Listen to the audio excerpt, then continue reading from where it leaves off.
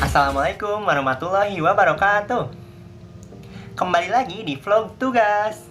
Saya Bambang Ajiwibowo dari kelas 11 IPS 1. Nah, tahu gak sekarang apa yang bakal kita bahas? Nah, pada kesempatan kali ini izinkan saya untuk membahas pendudukan Jepang di Indonesia.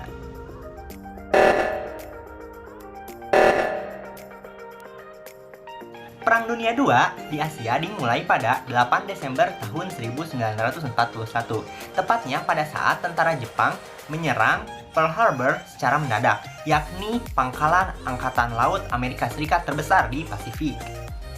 Pasukan Jepang dipimpin oleh Laksamana Yamamoto bergerak sangat cepat ke arah selatan, termasuk ke Indonesia. Setelah Jepang menyerang Pearl Harbor, Gubernur Jenderal Hindia Belanda yang bernama Alidius Djardja van Stackenburg-Stackelhauer mengumumkan perang dengan Jepang. Pasukan Jepang sejak awal berusaha menguasai Indonesia sejak pecahnya Perang Pasifik. Alasannya yakni karena Angkatan Perang Jepang membutuhkan minyak bumi dan bahan mentah lainnya untuk mencukupi kebutuhan angkatan perangnya. Pada tanggal 10 Januari tahun 1942, tentara Jepang telah mendarat di Tarakan, Kalimantan Timur. Lalu disusul dengan penguasaan daerah Balikpapan, Banjarmasin, dan Pontianak. Daerah-daerah pertambangan minyak yang ada di Kalimantan dengan mudahnya dikuasai oleh Jepang. Kemudian Jepang bergerak ke arah Sumatera, lalu menduduki Palembang pada tanggal 14 Februari tahun 1942. Sehingga makin mudah untuk merebut Pulau Jawa. Dan ini adalah peta kedatangan Jepang ke Indonesia. Lalu apa aja sih faktor-faktor utama kedatangan Jepang ke Indonesia?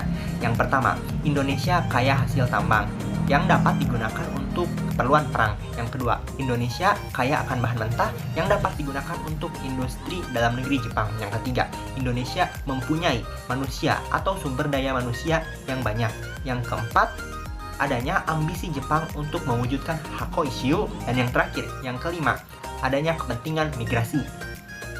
Tujuan utama Jepang menduduki negara kita tercinta Indonesia, yakni untuk menguasai segala sumber daya alamnya, terutama minyak bumi, guna untuk mendukung potensi perang Jepang dan untuk mendukung industrinya.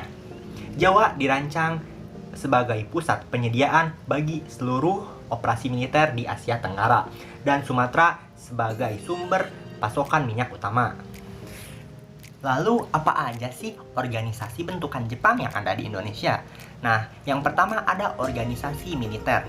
Nah, terdiri dari dua, yakni Heiho dan PETA. Yang pertama, Heiho. Nah, Heiho itu tersendiri, anggotanya rata-rata berumur 18-25 tahun. Mereka direkrut untuk dijadikan pembantu prajurit Jepang. Yang kedua, PETA atau pembela tanah air. Nah, pimpinan PETA ini merupakan bangsa Indonesia yang mendapatkan pelatihan kemiliteran.